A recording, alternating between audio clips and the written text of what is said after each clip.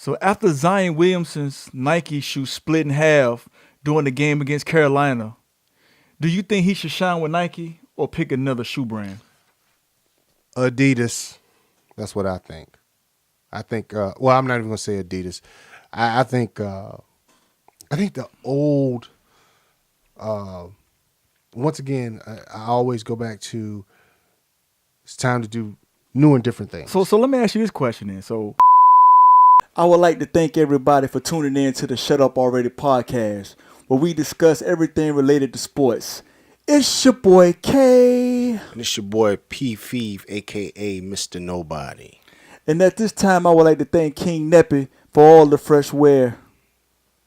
Now, let's transition into this. Would you say he should sign with Adidas even if the shoe thing wouldn't happen? So even if the shoe wouldn't split, you thinking he still should shine with Adidas over Nike? Because that's what it sounds like. It sounds like you just kind of trying to just switch to what most people get used to. Most people always used to signing with Nike.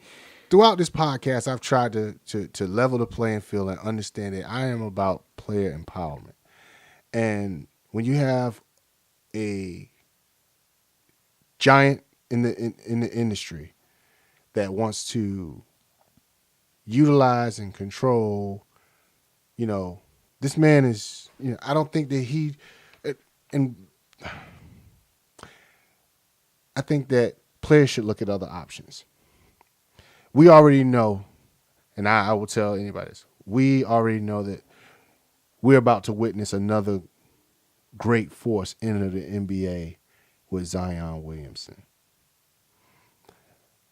And I think that LeVar Ball is on the right track, maybe wrong execution. He just can't shut his mouth, though. That's his problem. Yeah, but what I'm saying is this. Yeah. When you look at Zion Williamson, imagine if he's going to be just as big as Michael, just as big as LeBron, just as big as Kobe. But what if his business sense is bigger than all of them? And what if he took the bull by the horns and said, you know what? When they give me that advance to play ball, or when they get that paycheck, and I know that payday, his first payday might not be as good as his second, but I would, if I was Zion Williamson, and I hope that they're getting this would be my strategy. Number one, first and foremost, do not sign with any major shoe brand. No shoe brand right now. And if it was possible, second, find me a manufacturer. If I have to go to China, because all the shoes are made in China anyway, make sure I trademark, copyright protect my likeness, and go into business. And imagine if LeBron owned all the rights and licensing. If he owned LeBron's. If he owned them. Versus just being signed to Nike. Not a partnership, but he owned them. And I think that's where LeVar Ball was going. Botched execution. Yeah. Good idea, though. But if you're going to do it, actually take the time to make a good-looking shoe. No pun towards the Ball family. That just wasn't. I don't think that when you get into that, you gotta hire that giant, the best talent with that. Yeah. And get that next level. But with Zion Williams, imagine if he owned his own sneaker company. Yeah, that's crazy. So he has the talent that. The shoe would pretty much sell itself. Yeah, so 10 years. So if we fast forward that 10 years from now, and he owned that likeness and controlled the manufacturing, you wouldn't be talking about when people talk about, well, yeah, LeBron made $100 million a year. $100 million this year in shoe endorsements. Well, why settle for endorsements? Why don't we just do all the manufacturing?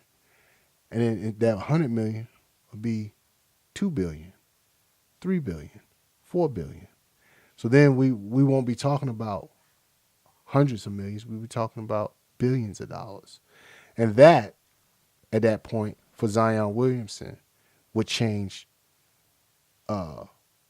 his legacy all around him and his family's legacy. I'm all about sports players being more conscious of their likeness and what it's being utilized and the monies generated from their likeness that they don't get the lion's share. Prime example, Colin Kaepernick. And I'm going to go here on this one.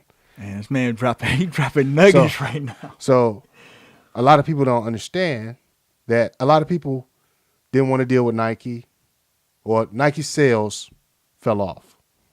When Nike sales fell off, they needed a boost. So who would they go get? They went and got Colin Kaepernick. Dun, dun, dun, dun. So now let's also remember that in the height of people's dissatisfaction with the NFL, Nike was a very strong supporter of the NFL's path forward in that situation. Mm-hmm. So they went and got Colin Kaepernick, As the face of the movement. Mm-hmm.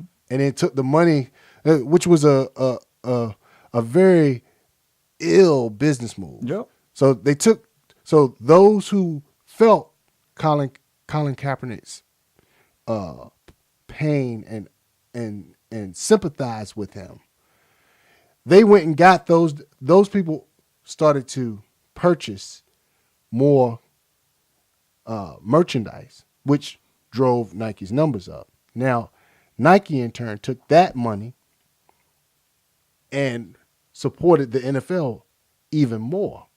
So you took the sympathizers' money that were dissatisfied with the NFL and took their money and gave it right back to the NFL. If that wasn't a hellified chess move, I don't know what was. So, but people need to understand that, and people need to wake up and understand what's going on. And I'm not anti-Nike, but I'm speaking of and what's going on. And be careful who you give your dollars to, because just because they have the face of a campaign doesn't mean that campaign dollars and what it's generating is actually going to the cause that they say that it's going to. Because the money that came from that Colin Kaepernick went straight back to the NFL. Facts. Do your research.